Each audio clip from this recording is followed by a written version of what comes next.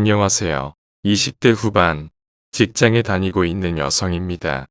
아무리 사람들이 가지고 있는 직업이 좋고 집에는 물려받을 재산이 얼마나 있는지 이야기를 하더라도 개인적으로 저는 크게 신경을 쓰는 편이 아니었어요.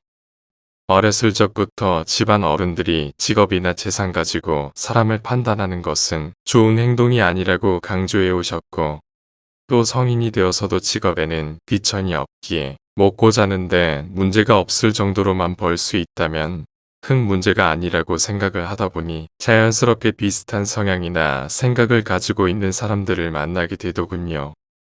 그래서인지 사람은 끼리끼리 만나게 된다는 이야기가 있는 것처럼 예비신랑도 배우자의 직업이나 재산에는 큰 욕심이 없는 사람이었고, 평소에 편견 없이 바라보는 것은 물론 어려운 사람이 있다면 나서서 도와주는 편이다 보니 이 사람이라면 최소한 가족을 배신하거나 버리지 않을 것이라는 생각이 들었으며 연애 3년 만에 결혼을 결심할 수 있었습니다.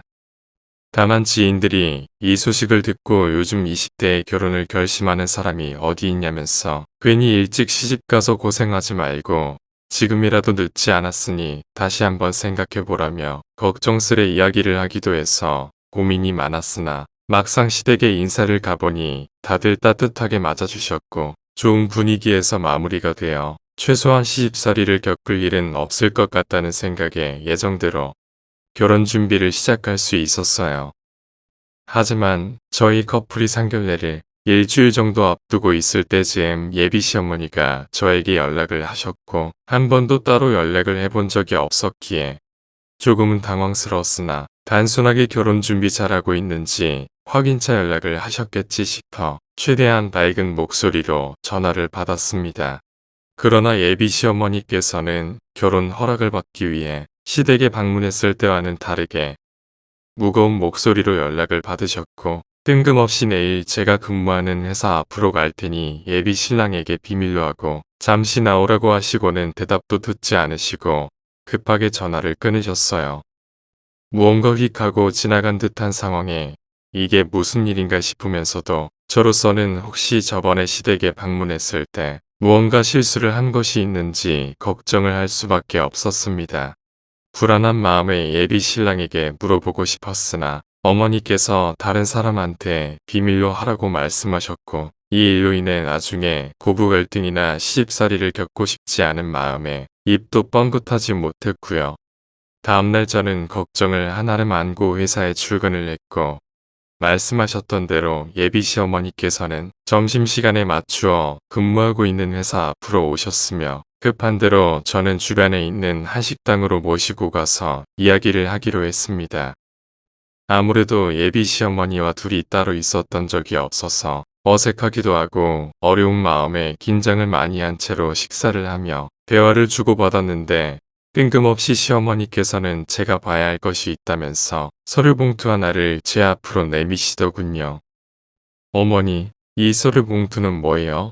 꺼내서 열어보면 알겠지만 하나는 혼인계약서이고 또 다른 서류는 네가 우리 집에 시집 들어오면서 반드시 준비해와야 할 것들을 적어놓은 거다.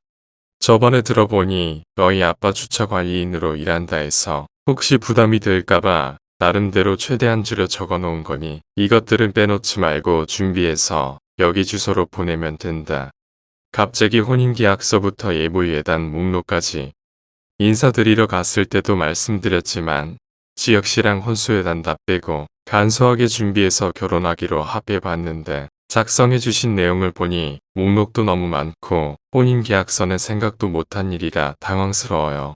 그리고 예물예단은 시댁에 보내드리는 게 맞는 건데 왜 못 보던 주소가 적혀 있는 건지. 너희 둘이 합의가 되었다고 해서 이게 쉽게 넘어갈 수 있는 일이라고 생각했니?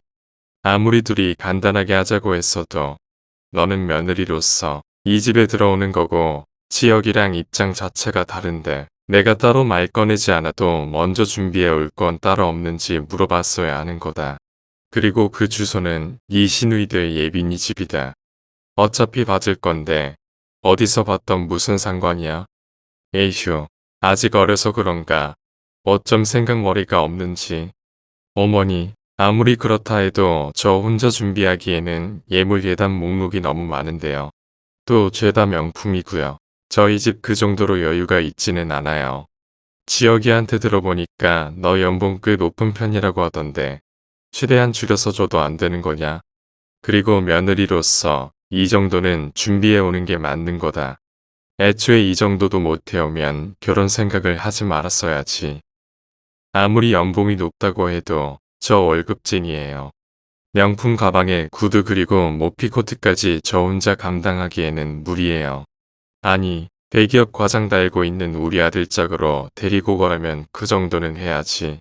그리고 미련하게 왜 혼자서 준비하려고 하니? 아무리 옆에서 신경 써주는 엄마가 없다고 해도 친정 아빠도 예물예단 준비해주는 게 예의라는 거 알고 있을 거다. 그리고 네 친정 아빠가 돈 못 버는 주차 관리인이라고 하더라도 젊었을 때 벌어놓은 목돈 하나 없겠니? 아무리 짐 같은 부모라도 딸 시집 갈 때 도움이 되어야지. 힘들면 좀 보태달라고 해서 준비해와라. 너도 회사 들어가 봐야 할 테니 먼저 일어난다. 아니, 상견례를 며칠 앞두고 막무가내로 예물예단을 준비해오라는 게 말이 되는 일인가요? 무엇보다 혼인계약서에는 일주일에 한 번씩 무조건 시댁으로 와서 집안일을 배우라는 내용과 함께 혹시라도 남편 돈이 친정으로 흘러가게 되면 아빠와 연을 끊거나 아니면 이혼을 하게끔 작성되어 있었습니다. 너무도 당황스러운 상황에 머리가 복잡했고 정말 말씀하신 대로 예물예단을 준비해가는 게 맞는 건지 고민이 되더군요. 예비 시어머니가 다녀가신 후 하루 종일 일이 눈에 들어오지 않고 컨디션도 좋지 않아서 예비 신랑과의 약속도 취소하고 힘없이 집으로 곧장 들어갔는데 아빠께서 퇴근하는 저를 붙잡고 잠시 대화 좀 하자고 하시며 불러세우시더라고요. 아빠, 혹시 무슨 일 있으세요? 그게 말이다. 방금 시어머니 되실 분한테 연락받았다. 혼자서 끙끙 앓고 있지 말고 예물예단 목록 적어 놓은 종이 아빠한테 보여줘. 어머니께서 아빠한테 연락을 하셨다고요? 그래, 이런 일이 있었으면 진작에 아빠한테 이야기하지. 표정 보니까 우리 딸 오늘 하루 종일 마음고생한 것 같은데 원래 결혼할 때 이런 일이 있으면 부모한테 먼저 상의하고 해결해야 하는 거야. 아빠는 괜찮으니까 걱정 말고 얼른 예물예단 종이 가져다 줘. 아빠, 오늘 하루 종일 생각해봤는데 이건 아닌 것 같아요. 저 분명히 지혁 씨 집에 인사 갈 때 시부모님께 예물이나 혼수 없이 간소하게 결혼식 할 예정이라고 말씀드렸고 다들 동의하셨는데 상견례도 며칠 안 남은 상황에서 통보하듯 말씀하시는 게 이해가 되지 않고 또 받아들일 수가 없어요. 아무리 억울해도 나중에 우리 딸이 더 큰 고생하지 않으려면 우리가 이해하고 받아들여야지. 이제 와서 어떻게 하겠니? 서연아, 아빠가 예물예단 문제는 해결해 줄 테니 그냥 그러려니 하고 진행하자. 응? 예물예단 목록이 적혀있는 종이를 달라는 아빠의 성화에 어쩔 수 없이 꺼내서 드리기는 했지만 저희 집이 무슨 명품 마트도 아니고 이미 다 합의된 사안을 손바닥 뒤집듯이 당당하게 요구하는 게 기분이 나쁘더군요. 무엇보다 혼전계약서를 자세히 읽어보니 모든 내용이 저에게는 불리할 수밖에 없는 조건들로 가득했고 회사까지 쫓아와서 이야기를 하셨음에도 혹시라도 예물예단을 받지 못할까 전전긍긍하며 추가로 아빠에게 전화를 하셨다는 것도 예의가 아닌 것 같았습니다. 이뿐만 아니라 예비 시어머니께서 찾아오셨을 때 엄마가 일찍 돌아가셔서 안 계신 데다가 친정아빠가 주차관리인으로 일하고 계시는 게 마음에 들지 않는다는 식으로 말씀하시기도 했고요. 예비 시어머니께서는 시댁 가족들에게 말하지 말고 비밀로 하라고 하셨지만 아무 잘못도 없이 제가 며느리가 될 사람이라고 해서 시댁에 굽히고 들어가는 게 맞는 건지도 모르겠고 예물예단을 준비해서 드린다고 하더라도 말도 안 되는 조건의 혼인계약서가 존재하니 결혼식이 진행되고 진짜 며느리와 시어머니 사이가 되었을 때 끊임없이 저를 그리고 친정아빠를 무시할 것이 뻔했으며 언젠가는 예비신랑도 모두 알게 될 테니 그냥 다 밝히고 결혼을 없는 게 낫지 않겠나 하는 생각도 들더군요. 고민이 많다 보니 괜히 우울해지고 답답함이 밀려와 어디라도 털어놓고 싶은 마음에 조언을 구하고자 저희 둘을 이어주었던 예비신랑의 사촌동생이자 저의 고등학교 친구인 지민이에게 연락을 하게 되었어요. 평소에도 예비신랑과 싸우거나 문제가 생겼을 때 나서서 이야기도 들어주고 원만하게 해결을 할 수 있도록 도와줬었거든요. 그냥 속풀이나 하자는 생각으로 지민이에게 그동안 있었던 일들을 빠짐없이 털어놓았는데 우연히 저는 이 통화에서 전혀 예상하지 못했던 의외의 이야기를 듣게 되었습니다. 지민아, 잘 지내고 있지? 나 고민이 있어서 연락했는데 시간 괜찮아? 가장 행복해야 할 예비 신부가 무슨 고민이 있으실까? 왜 결혼 전이라 마음이 싱숭생숭해? 내가 다 들어줄 테니까 얘기해봐. 그게 지역시 사촌동생인 너한테 얘기하기가 조금 그렇긴 한데 내가 오늘 점심에 어머니를 만나 뵈었다가 받아들이기 힘든 서류를 받아서 큰엄마한테 대체 무슨 서류이길래 이 시간까지 고민을 하고 있는 건데 열어보니까 혼인계약서랑 예물예단 목록이 적혀 있더라고. 그걸 다른 사람도 아니고 큰엄마가 줬다고. 예물예단은 결혼할 때 오고 가는 거니까 그렇다 치고 혼인계약서는 대체 뭔데? 혼인계약서에 나한테 온갖 불리한 조건들은 다 적혀 있었는데 그 중에서 눈에 띄는 건 친정으로 남편 돈 조금이라도 흘러가게 하면 이혼을 하거나 친정아빠랑 연을 끊으라는 항목이더라. 아무리 내가 마음에 안 든다 해도 그렇지 어떻게 친정아빠랑 연을 끊으라는 조건을 넣을 수 있는 건지 이해가 안 돼. 이건 결국 시댁에 충성하고 들여 살라는 거잖아. 다른 사람도 아니고 큰엄마가 너한테 그런 서류를 건넬 자격은 없는데 너 혹시 결혼 얘기 오갈 때 들은 말 없어? 무슨 말? 시댁에서 나한테 숨기는 게 있다는 거야? 내가 이런 말 꺼내도 되는 건지 모르겠는데 큰엄마 지역 오빠 생모 아니야.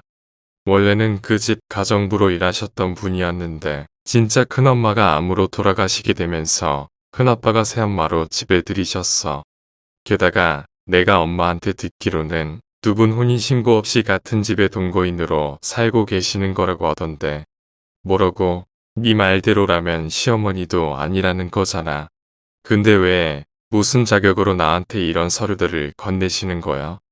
글쎄, 정확하게는 모르겠지만 아마 돈 때문인 것 같아. 듣기로는 큰아빠가 사업으로 한창 잘 나갈 때 들어오셨고 문제가 생겨서 회사가 폐업하고 나서는 따로 숨겨놓은 재산 없냐고 엄마한테 조용히 물으셨다고 하더라고. 큰엄마 속은 모르지만 지금 상견례가 얼마 안 남았으니까 그냥 지아 오빠한테 털어놓고 해결하는 게 낫지 않을까 싶다. 그래, 고마워. 지민이를 통해 듣게 된 진실에 혼란스러움이 생겼고 아무리 생각해봐도 예비 시어머니의 요구에 따라서 명품으로 가득 찬 예물예단이며 불합리한 혼인계약서까지 작성하는 것은 말이 안 되는 것 같았습니다. 결혼이라는 것은 당사자들의 마음이 가장 중요하다고 하지만 결과적으로는 양가 가족들이 얽히는 일이기에 결혼 얘기가 오갈 때 시댁 측에서 예비신랑을 통해서라도 저와 아빠에게 예비시어머니에 대한 진실을 이야기해줬어야 한다고 생각했어요. 예상하지 못한 진실에 곧바로 지혁씨에게 연락을 해서 이 문제에 대해 자세히 이야기해보려고 했으나 집에는 아빠가 계셨고 밤중에 큰 소리가 오갈 수도 있을 것 같다는 생각에 잠깐 산책을 하겠다며 가까운 공원으로 향했습니다. 도착하자마자 한적한 장소를 찾아 벤치에 자리를 잡고 앉아서 연락을 하려고 했는데 정말 어이없게도 아주 가까이 있는 벤치에서 예비 시어머니와 어떤 중년의 남성이 다정하게 손을 잡고 웃음꽃을 피우며 이야기를 하고 있더군요. 당시 제가 찾아간 공원이 시댁 근처였고 밤늦은 시각에 모자까지 쓰고 있으니 예비 시어머니께서는 저를 못 알아보신 듯 했습니다. 순간 예비 신랑에게 전화하는 것이 중요한 게 아니라는 생각에 핸드폰을 무음으로 돌려놓고 화면을 보는 척하면서 두 사람의 다정한 모습을 사진에 담은 후에 휴대폰 녹음기를 켜놓고 무슨 대화를 하는지 귀를 기울였어요. 혹시나 밖이라서 대화 녹음이 제대로 되지 않을까 하는 걱정이 있었는데 나중에 확인해보니 다행히 사람이 많지 않은 한적한 곳인데다가 주변이 조용해서 녹음이 잘 되었더군요. 자기, 오늘 애가 늦게 나와서 미안해. 집에 있는 뒷방 노인네가 오늘따라 잠을 안 자서 말이야. 아니야, 괜찮아. 그 노인네 눈치채지 못하게 조심히 나온 거 맞지? 그럼 자고 있는 거 두 눈으로 확인하고 나왔지. 아참, 그 집 아들 곧 상견례라서 자기가 말한 대로 며느리 될 사람한테 예물예단 목록이랑 혼인계약서 서류 작성해서 넘겼어. 걔 지금 발등에 불 떨어졌으니까 금방 준비해서 받을 수 있을 거야. 혹시 그 집 사람들 눈치채면 안 되니까 예물예단은 내 딸 집에서 받겠다고 그곳으로 보내라고 했고, 진짜 그 집 노인네 사업 말아먹고 남은 재산 없다고 해서 당신 나와야 하나 말아야 하나 고민했잖아. 잘 됐네. 예물예단 목록에 명품으로 꽉 채웠다고 했으니 받게 되면 되팔아서 지방으로 도망가자. 어차피 그 집에서 계속 버텨봤자 돈 나올 구멍은 없을 테고 예물예단 받은 거 식구들도 금방 알게 될 테니 그냥 모르는 척 나오는 게 낫겠어. 그래요. 이참에 우리 딸 데리고 내려가서 귀농생활 하지 뭐. 아이고, 시간이 벌써 이렇게 됐네. 혹시라도 뒷방 노인네 잠에서 깨면 일나니까 오늘은 그만 들어가자. 그 두 사람은 말도 안 되는 이야기들을 늘어놓더니 끝까지 제가 있다는 것을 눈치채지 못하고 호련히 사라졌습니다. 정말 황당해서 이 진실을 예비신랑에게 해줘야 하나 고민을 했지만 예물예단과 혼인계약서에 대한 문제로 인해 잠시나마 마음고생을 했던 게 떠올라 이참에 예비시어머니에 대한 증거물도 가지고 있겠다. 상견례 자리에서 밝히고 어떤 표정을 짓는지 관람하는 것도 나쁘지 않을 것이라는 생각으로 집으로 그냥 들어왔어요. 다음날 친정아빠께서는 예물예단 준비를 하라며 돈을 건네주셨고 일단 저는 모르는 척 돈을 받아서 사용하지는 않고 가지고만 있었습니다. 그렇게 시간이 지나 상견례 날짜가 다가왔고 양가 부모님이 모인 자리에서 결혼 이야기가 한참 오가고 있을 때 예비 시어머니의 반응을 한번 보기 위해 모르는 척 한마디씩 툭툭 말을 던져보았어요.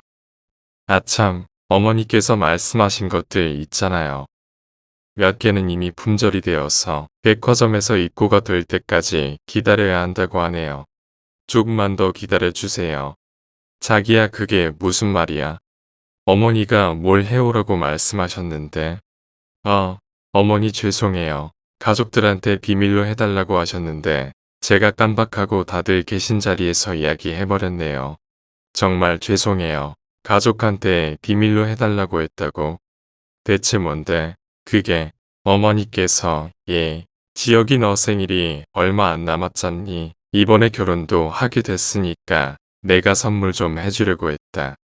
그런데 내가 젊은 사람이 아니라 뭘 줘야 할지 고민이 되어서 예비 며느리한테 비밀로 하고 알아봐달라고 부탁 좀 했어. 어머니가요? 그동안 생일 안 챙겨주셨으면서 이제 와서 선물을 왜 주시겠다는 건데요? 그래, 당신 지역이 생일 돌아올 때마다 모임이며 여행 돌아다니더니 이제 와서 왜? 그냥 결혼도 하고 하니까 챙겨주려고 했던 거지 뭐.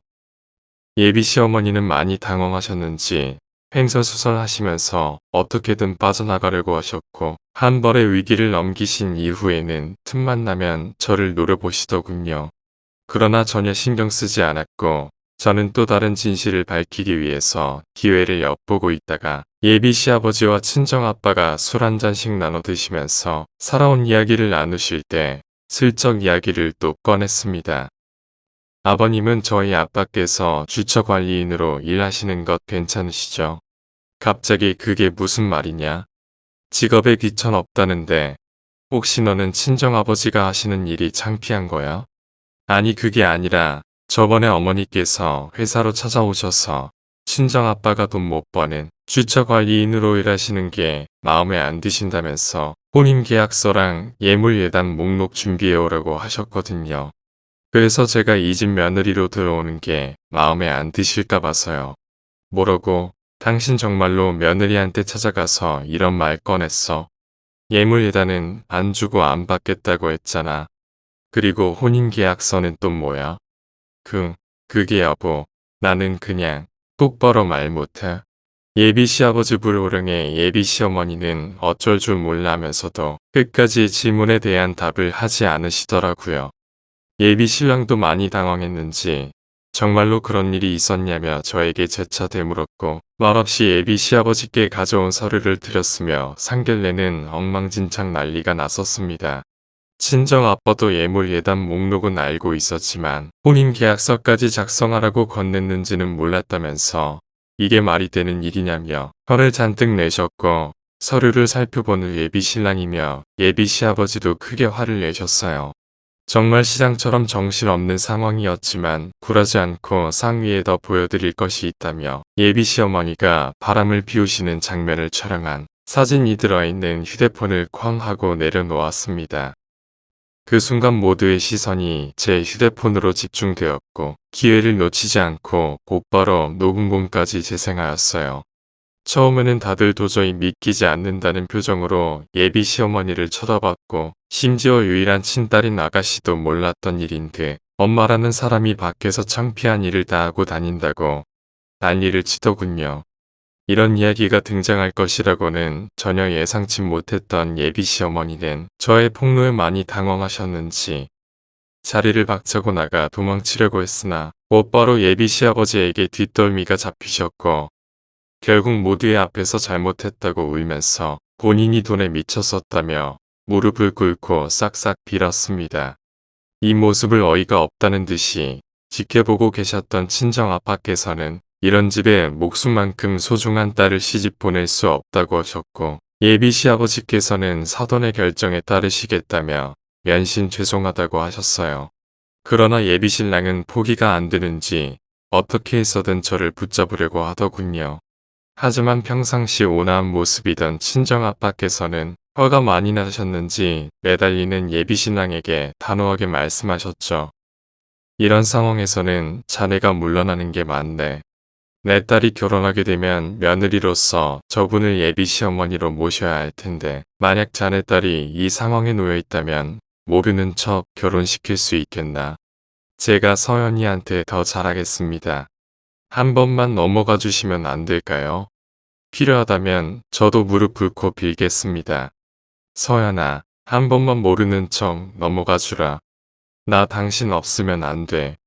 이건 그냥 넘어갈 수 있는 일이 아니네. 자네 어머니가 나를 주차 관리인이라고 무시한 것은 기분이 나쁘지만 모르는 척 웃고 넘길 수 있어. 하지만 우리 서연이를 무시하고 예물예단이며 혼인계약서까지 작성하게 해서 마음고생시킨 건 쉽게 넘어갈 수 없네.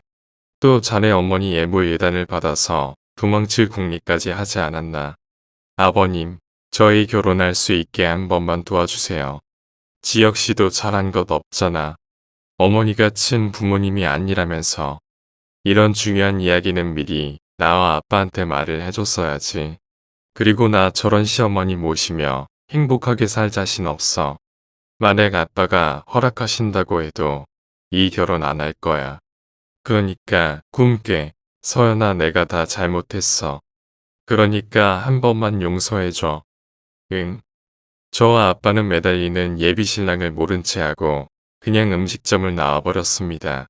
이후 몇 번의 전화와 문자가 왔지만 끝까지 무시하다가 차단을 걸어버렸고 결국 저와 예비신랑은 파혼으로 결론이 날 수 있었어요.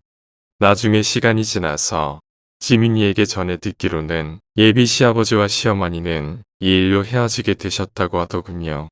아니, 정확히 말하면 예비 시어머니가 가진 것 없이 맨몸으로 쫓겨났다는 게 맞겠네요. 당연히 예비 시어머니의 친딸도 집에서 받던 모든 경제적인 지원이 끊기게 되었고 예비 시아버지께서 얻어주신 자취방에서도 나오게 되었다고 해요. 그로 인해 울며 겨자 먹기로 아르바이트를 하며 연명하고 있다고 하고요. 예비 시어머니도 목욕탕에서 청소 일을 하고 있다고 합니다.